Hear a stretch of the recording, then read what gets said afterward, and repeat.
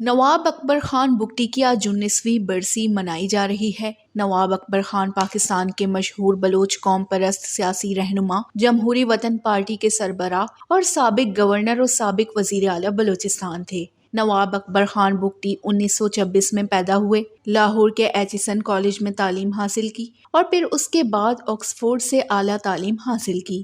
وہ 1946 میں اپنے قبیلہ کے 19ویں سردار بنے۔ بعد میں وہ سندھ اور بلوچستان کی شاہی جرگہ کے رکن نامزد ہوئے۔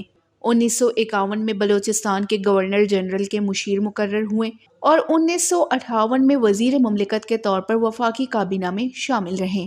1960 کی دہائی میں وہ چھوٹی قومیتوں کے حقوق کی علمبردار جماعت نیشنل عوامی پارٹی میں شامل ہو گئے۔ فیلڈ مارشل ایوب خان کے دور میں وہ کچھ عرصہ جیل میں قید بھی رہے۔ جب عطا اللہ مینگل بلوچستان کے وزیر اعلیٰ بنے تو نواب بگٹی کے نیب کی قیادت سے اختلاف ہو گئے۔ 1973 میں جب ذوالفقار علی بھٹو نے نیب کی حکومت کو برخاست کیا تو اکبر بگٹی کو صوبہ کا گورنر مقرر کیا گیا۔ وہ 10 ماہ گورنر رہے، لیکن بعد میں ذوالفقار علی بھٹو سے اختلافات کی بنا پر مستعفی ہو گئے۔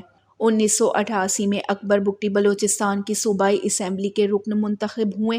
فروری 1989 سے اگست 1990 تک وہ بلوچستان کے منتخب وزیر اعلیٰ رہے۔ بے نظیر بھٹو نے بلوچستان کی اسمبلی کو تحلیل کر دیا۔ 1993 میں عام انتخابات میں وہ ڈیرہ بگٹی سے اپنی نئی جماعت جمہوری وطن پارٹی کے رکن قومی اسمبلی منتخب ہوئے۔ انہوں نے قومی اسمبلی میں اردو زبان کا بائیکاٹ کیا، تاہم انہوں نے 1997 اور 2002 کے انتخابات میں حصہ نہیں لیا۔ 2005 پرویز مشرف کے دور میں ڈیرہ بگٹی میں جب فوجی آپریشن کا آغاز کیا گیا تو نواب اکبر خان بگٹی پہاڑوں میں روپوش ہو گئے۔ 26 اگست 2006 میں وہ ایک فوجی آپریشن میں شہید ہو گئے۔ وش نیوز، بلوچستان۔